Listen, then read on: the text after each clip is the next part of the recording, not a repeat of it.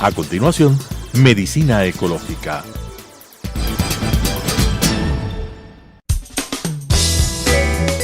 Clasificación A. Apto para todo público.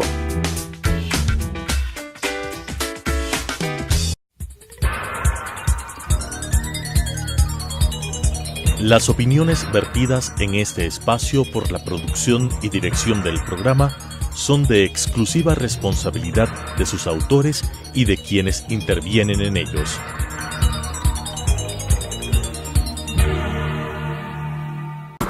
Telesucesos Canal 29 UHF presenta Medicina Ecológica, un nuevo enfoque de la salud pública diseñado especialmente para mejorar la salud de todos los habitantes en armonía con la naturaleza.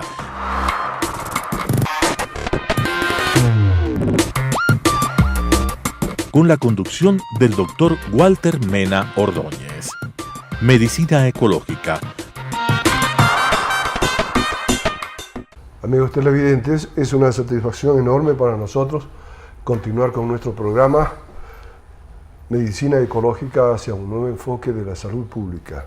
En esta oportunidad tenemos la grata presencia de Pedro Orihuela. Él es ingeniero en sistemas. Ustedes dirán, ¿y cómo un ingeniero en sistemas, cierto, hace un programa de salud o está presente en un programa de salud? Y nosotros decimos con mucha satisfacción realmente, la salud es un asunto que en sus soluciones requiere la interdisciplinaridad. Y en ese sentido nos puede ayudar muchísimo Pedro Orihuela, nos está ayudando muchísimo. Él es argentino, residente en el Ecuador y presidente de la Fundación de Pacientes Ecuador, un permanente activista de la salud pública. Primero vamos a hacer una revisión muy general, como siempre, en torno al Sistema Nacional de Salud Intercultural financiado que estamos proponiendo a la comunidad ecuatoriana, es decir, a su filosofía, a sus principios, al marco constitucional, legal y reglamentario, al modelo oficial de salud, el que establece en definitiva el Ministerio de Salud Pública, y de otro lado el modelo de salud popular en el que creemos debe haber participación de todos los ecuatorianos en lo posible, en forma organizada, como es, por ejemplo, la Fundación de Pacientes Ecuador. El paquete de servicios, por supuesto, indispensable, los instrumentos para la acción, el modelo de gestión, los recursos económicos y el talento humano suficientemente preparado, el cumplimiento de los 17 objetivos del desarrollo sostenible que hacen posible el crecimiento económico, la equidad social y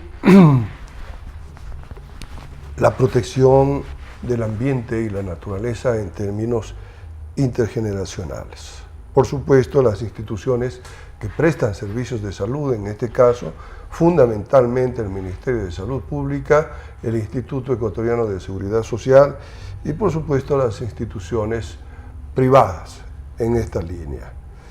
Y bien, mi estimado Pedro Orihuela, bienvenido a nuestro programa. Primero quisiéramos comenzar por un asunto de carácter general. ¿Cómo no? Tu importante fundación, Pacientes del Ecuador, cuándo nació, su misión, su visión, sus objetivos generales, específicos, sus principales proyectos. Dinos, por favor. Bueno, con gusto, Walter. Primero agradecerte el espacio para la Fundación para poder hablar sobre el lupus, pero ¿cómo fue que nos involucramos en este tema de la salud y después en el tema del lupus? Nosotros somos un grupo de profesionales, entre los cuales hay ecuatorianos y extranjeros, que veníamos haciendo voluntariado muchos años.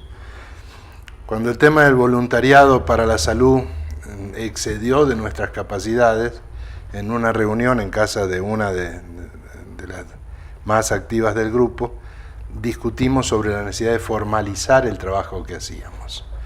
Y ahí fue que decidimos crear una fundación. Fue un trabajo muy largo y complejo, porque los requisitos que piden para crear una organización no gubernamental sin fines de lucro son casi tan largos como para crear un banco o una financiera. Pero finalmente en el año 2017 la pudimos constituir con un objetivo muy ambicioso, que es la defensa de los derechos de salud de los pacientes con enfermedades crónicas en Ecuador. ¿Y por qué nos pusimos un objetivo tan ambicioso? Porque si uno no tiene una meta muy alta, trabaja por logros pequeños. Nosotros queremos trabajar por que en 5 años se vea un cambio positivo en el Sistema Nacional de Salud. Y cuando hablamos del sistema, entendemos a todos los participantes. No solo el Ministerio de Salud Pública, no solo el Instituto Ecuatoriano de Seguridad Social, sino todos los participantes del sector privado y de las organizaciones civiles que trabajan en el tema de salud. Entre ellas destacamos que existen muchísimas fundaciones, un caso remarcable, por ejemplo, es que ustedes conocen el tema de Solca, o fundaciones como Niños por el Cáncer y muchísimas otras, que hacen una excelente labor y que realmente complementan y son de enorme ayuda para el Estado ecuatoriano, ¿no? Que es algo que a veces la gente no se da cuenta de que el Estado solo ya no está siendo capaz de responder a las necesidades de salud. Necesita ayuda, y la ayuda la tienen que dar los mismos ciudadanos. Por eso la existencia de fundaciones como las que menciono y también como la nuestra. Formidable. Los objetivos, la misión, la visión, en realidad son ambiciosos, ¿no? Pero esto debería estar incluido en los instrumentos legales del país, ¿no? Y con esto me quiero introducir en un tema, no precisamente para profundizarlo, porque esto nos llevaría muchos años, como es el caso del COS. Ya tiene 6, 7 años de discutirse y no se llega a ningún puerto. Y no se llega a ningún puerto por situaciones ridículas. O porque lo que han hecho en 7 años no significa absolutamente nada para la salud pública. Tal vez estoy exagerando, hermano. ¿Cuál es tu posición respecto a eso? Bueno, de hecho, actualmente tenemos un Código Orgánico de Salud. Lo que se está discutiendo en la Asamblea es un nuevo Código Orgánico de Salud. Sí, a ese me refiero. Pero vale la pena mencionar que ya existe uno para entender los problemas que puede tener el nuevo. Porque son árboles nacidos de las mismas semillas, que es este sistema de construir leyes tan extensas que son de muy difícil aplicación. Los países latinos, y el Ecuador no es la excepción, esperan que sus legisladores tengan una capacidad cuasi divina para plasmar en el texto de la ley decretos divinos por los cuales, al estar puesto en la ley, todo se va a corregir. Y no funciona así. La ley lo que tiene que dar es un marco de referencia, de establecer los límites entre qué es lo que es permisible hacer y lo que no es permisible hacer. Pero pretender normar todo definitivamente hace que se pasen procesos como este de tantos años sin poder lograr una aprobación de un nuevo Código Orgánico de Salud. En lo que a nosotros nos compete, te mencionaba que trabajamos ya desde hace 1 año y medio muy de cerca con la comunidad de pacientes de lupus por todo el Ecuador, y por eso hemos tenido mucho contacto con otras organizaciones que también defienden derechos de enfermos de enfermedades llamadas raras o poco frecuentes. El lupus es de las enfermedades raras la más frecuente de todas, pero hay muchísimas. La Organización Mundial de la Salud reconoce más de 8.000 enfermedades raras y nuestro Ministerio de Salud apenas reconoce 100. Hemos estado trabajando cerca de la Comisión de Salud de la Asamblea y otros asambleístas que no participan en la Comisión de Salud, tratando de que entiendan cuáles son los derechos que se deben defender. Y después de muchas reuniones con distintos asambleístas, he llegado a la conclusión de que puede ser bueno, regular, medianamente bueno, o el calificativo que le querramos poner el texto que se está discutiendo. Pero si no incluye sanciones para los funcionarios públicos por no hacer lo que la ley establece que se debe hacer, entonces no sirve ese Código de Salud, como no ha servido el anterior. Hubo una ley, que es la Ley 67, en el año 2011, que modificó el anterior Código de Salud, y en la cual se especificaba de que cada 2 años el Ministerio de Salud debía actualizar la lista de las enfermedades raras. No lo hizo nunca, y nunca nadie fue sancionado por eso. Entonces, ¿a qué me quiero referir? Que los ciudadanos debemos empezar a leer qué hacen nuestros asambleístas, ¿no?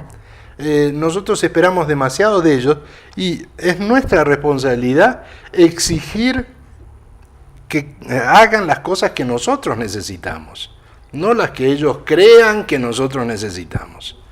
Y ahí las organizaciones de la sociedad civil son fundamentales en este rol.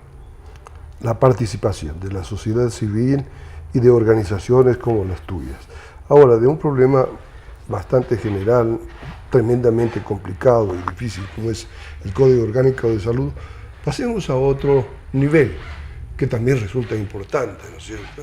Los gobiernos seccionales y dentro de él, el flamante municipio de Quito, que se va a posesionar los próximos días, presidido por el señor Yunda. Doctor Yunda. El doctor Yunda, que es un colega inclusive. Además.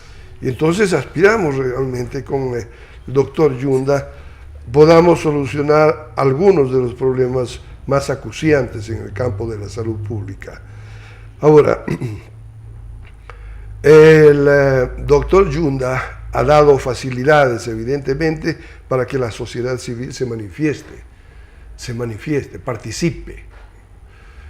Me parece interesante la propuesta de participar como veedores en la transición del antiguo y del nuevo municipio, o más bien dicho, del saliente y entrante municipio, ¿no es cierto? Al respecto quería preguntarte tu criterio. ¿Cómo has visto ese proceso, así de modo general, y tal vez si tienes alguna apreciación particular respecto de algunas de las áreas que se han tomado? Bueno, yo no he estado presente en las mesas de transición, donde sí han estado presentes otros miembros del Cabildo Cívico de Quito, pero por los comentarios que escucho dentro del Cabildo, entiendo de que el proceso ha sido mucho más complejo que lo que ambas partes, la administración saliente del actual alcalde y los funcionarios de la administración entrante del doctor Yunda esperaban.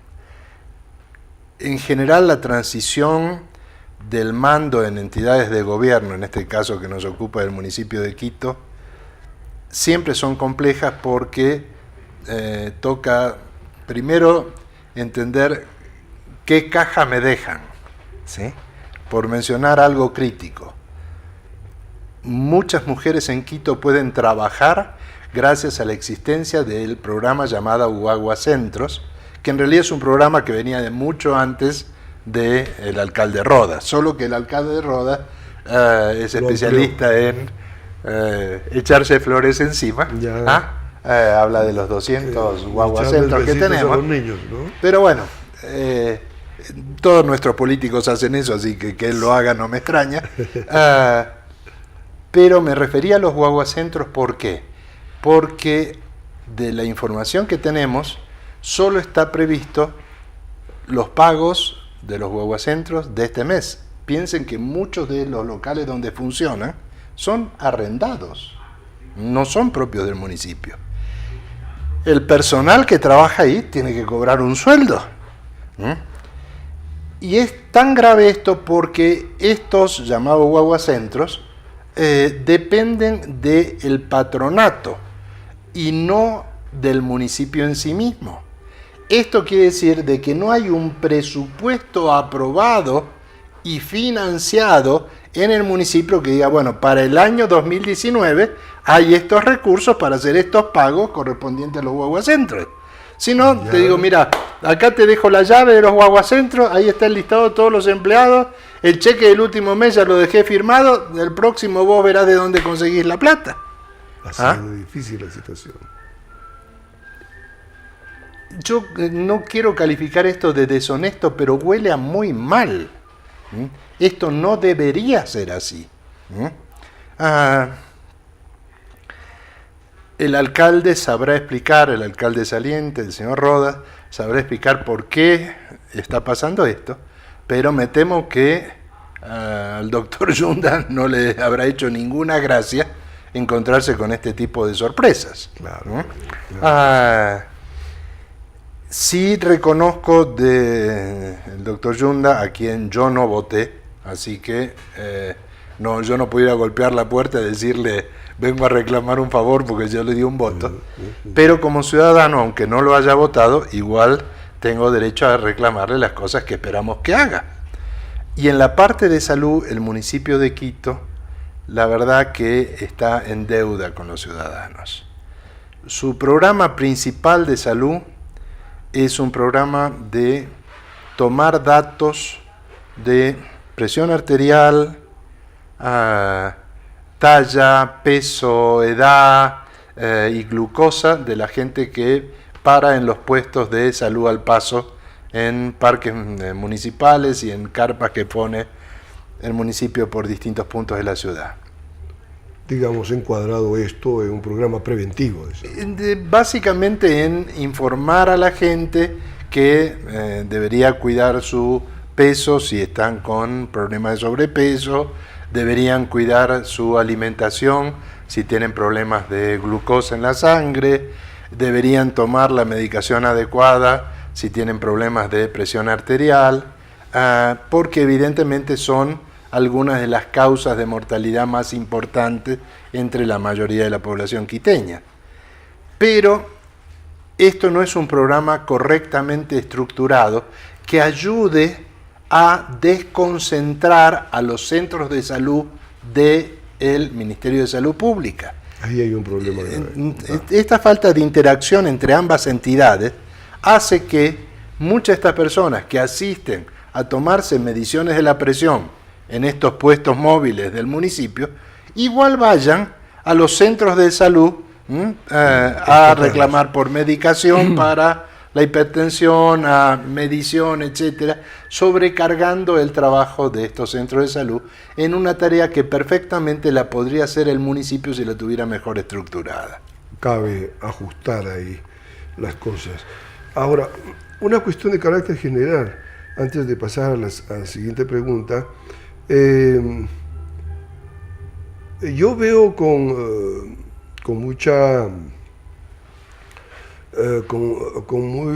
muy buenas posibilidades la interacción de lo que en este momento existe ya organizado en el municipio de Quito y que se llama el Consejo de Derechos, con esta nueva organización de la sociedad civil que es el Cabildo Cívico de Quito.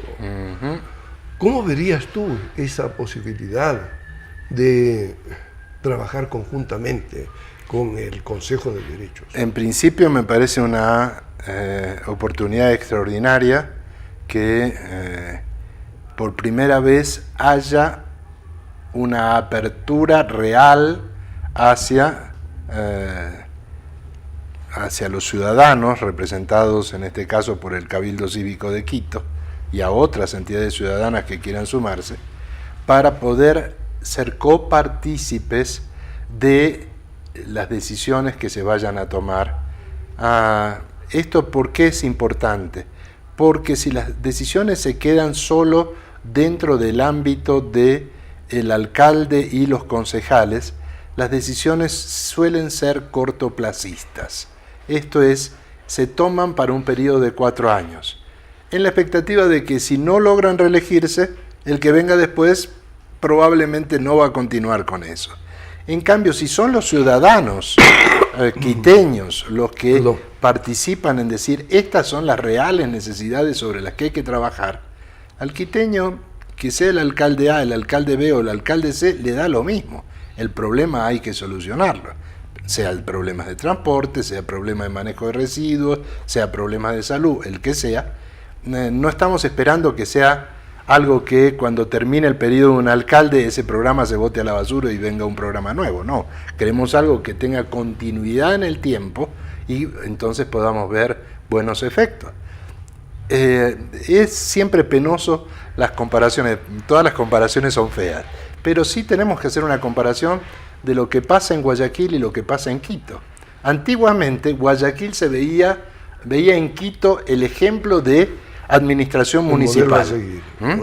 Entonces, en la época de la administración bucaramista del municipio de Guayaquil, los guayaquileños añoraban tener alcaldes quiteños para que les administraran el municipio de Guayaquil. Ahora nos estamos pasando al otro extremo de la película. Los quiteños estaban mirando al municipio de Guayaquil y diciendo, ojalá nosotros tuviéramos una administración municipal como esa. Y no quiero referirme a los símbolos políticos, sino al hecho de cómo se administra la ciudad con proyectos que trascienden el paso de distintos personajes por la administración. Yo creo que nos estamos acercando a la finalización de este programa, pero antes yo quisiera preguntarte una cuestión específica relacionada con la mesa en que ambos estamos actuando, la mesa de bienestar, que tiene salud, que tiene educación, inclusión y también tiene deportes. ¿Cómo miras tú a este grupo importante del Cabildo Cívico de Quito? En realidad, todos estos temas son todos críticos para los quiteños. Hemos pasado de tener muy buenas escuelas y colegios administrados por el municipio a las mismas escuelas, pero con una supervisión que casi las ahoga por parte del distrito escolar del Ministerio de Educación. No puede ser, debemos recuperar, más aún yo te diría que la totalidad de las escuelas fiscales deberían ser administradas en Quito por el municipio de Quito y no por el Ministerio de Educación. Porque nosotros estamos mucho más cerca de la administración municipal que de la administración central del Poder Ejecutivo, entonces nos es más fácil interactuar con el municipio. Esto lo tomo como un ejemplo, pero en cualquiera de las otras áreas aplica exactamente lo mismo, Walter. Perfectamente. Y finalmente, hay un tema interesantísimo que conversar. No lo podemos dejar pasar por alto. El hecho de que el 10 de mayo se conmemora el Día del Lupus Eritematoso, que es la enfermedad que constituye el eje quizás de tu fundación, ¿no? Háblanos sobre esto, lo importante que resulta ese día a efectos de trabajar con mayor eficiencia en el combate al lupus eritematoso. Bueno, la mayor parte de la población, y me temo que buena parte de tu audiencia, Walter, desconoce la existencia del lupus. El tema es tan grave que hasta muchos médicos no conocen del lupus.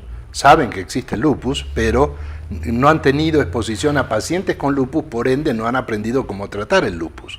Y me refiero a los internistas, que típicamente es el primer profesional de la salud con el cual un paciente se relaciona en el sistema de salud. Al no haber este conocimiento, la posibilidad de un diagnóstico temprano de esta enfermedad es muy baja. Esto hace que muchos pacientes lleguen a pasar por distintas especialidades, distintos tratamientos, mucha medicación por años antes de lograr el diagnóstico correcto. Esto que pasa en Ecuador pasa en todas partes del mundo, por eso se ha creado la Federación Mundial de Lupus, de la cual la Fundación Pacientes Ecuador forma parte, y este 10 de mayo, que es el día que hacemos conciencia sobre la existencia del lupus, cómo se lo detecta, quiénes son los especialistas, cómo se lo trata, queremos hacer un paso más. Queremos también a los pacientes con lupus llamarlos a la reflexión de la necesidad de que participen en estudios científicos sobre su lupus, el lupus en su organismo, para ayudar a los investigadores a encontrar posibles curas para el lupus. Todavía no existe una cura para el lupus. Para entender el origen del lupus, sabemos que es muy probable que se derive de un problema genético no hereditario. El lupus no es ni contagioso ni hereditario, pero necesitamos aprender muchísimo más sobre las enfermedades autoinmunes, de la cual el lupus te diría que es la más representativa. Perfecto.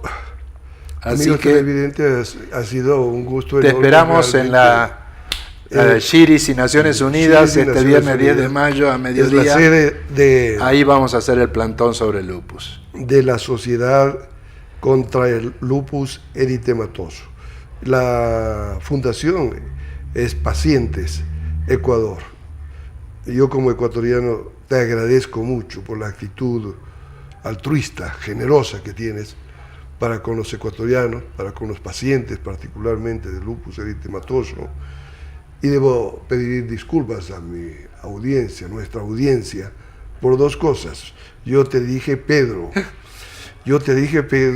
y te llamas Gabriel. Hemos cambiado de santo.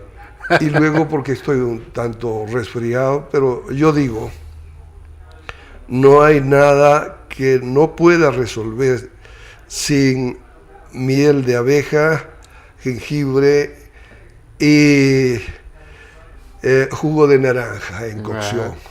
De tal manera que voy a estar seguramente 5 o 6 días y no voy a tomar medicamentos, porque no se debe tomar medicamentos por un resfrío. Gracias, amigos televidentes, por su audiencia, y a ti nuevamente, Gabriel. Muy agradecido, Gracias, Walter. Hasta la próxima. Las opiniones vertidas en este espacio por la producción y dirección del programa son de exclusiva responsabilidad de sus autores y de quienes intervienen en ellos.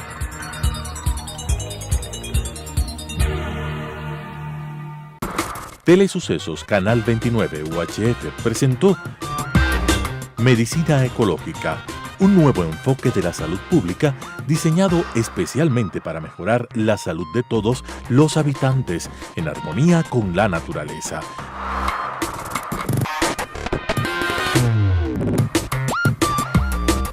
Con la conducción del Dr. Walter Mena Ordóñez. Medicina Ecológica,